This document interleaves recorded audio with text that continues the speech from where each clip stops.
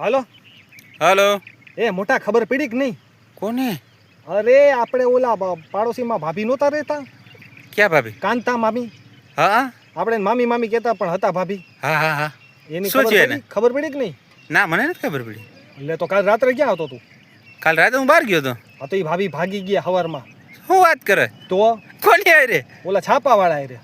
છાપાવાળા? તો છાપાવાળા રે? હા હા તું નહીં બેન, મને એવું લાગતું હતું કે છેલ્લે દૂધ વાળો મારો આવ્યો છે, પણ છાપાવાળાનો આવ્યો એમ ને? ના ના દૂધવાળા તો બીજા ભાભી ભાગી ગયા ઈ કોણ વરી? હે. એ નો કહેવાય, બીજા એપિસોડમાં કહીશ.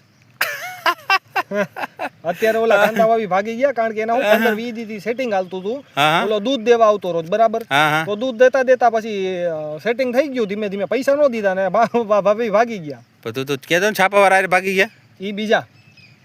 તો બે ભાગી ગયો? હા એક હારે? ઈ આમાં નો કહું, ઈ બીજામાં કહું ને. એવું હે? હા ખોટા વિડીયો પછી આમાં ને આમાં પતી જાય.